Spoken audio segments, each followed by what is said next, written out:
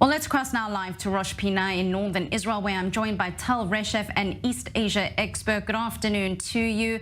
So the country's elderly employment rate as a result is also among the highest across major economies. Workers aged 65 or more make up around 13% of the national workforce. But is this actually such a bad thing? Isn't it the older, the wiser, and perhaps more experienced?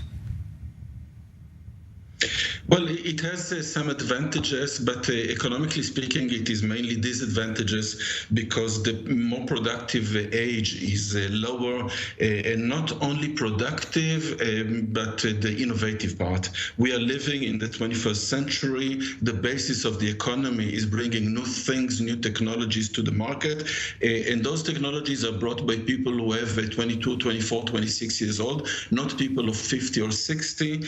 So they have the experience in management, but they do not bring the breakthrough, and this is a very main problem for the Japanese economy, and not only Japanese, because Japan is opening the door of aging society to many countries that are going to follow it, including Italy and Finland that were mentioned, but also Russia, Germany, and others, Spain also.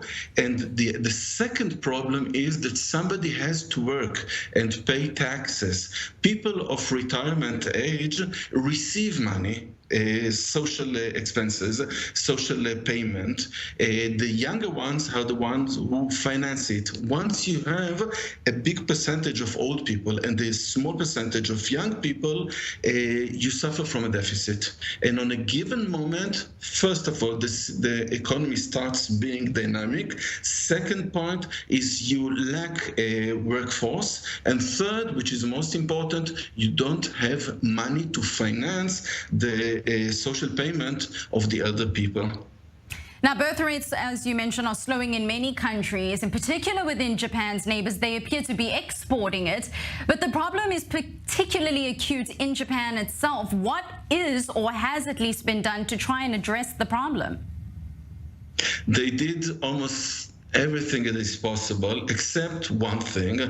What they did was internally, they tried to motivate the people to bring more children by financing kindergartens and any other system of helping the parents, and looking for any kind of financial aid in order to increase the birth. It didn't work. Maybe because the low birth rate is not a result of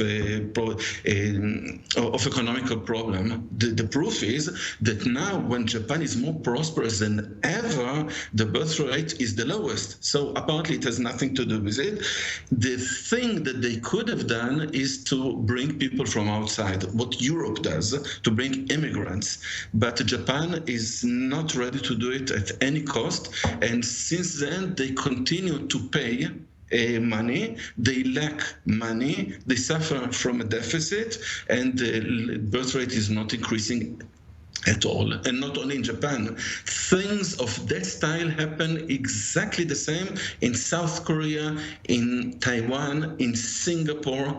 All the same picture, because maybe it's the East Asian society, East Asian culture that has a lot in common between those countries and societies.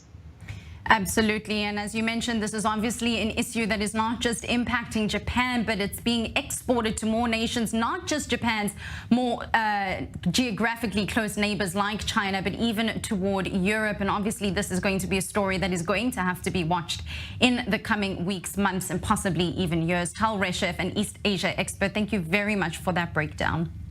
Thank you for having me.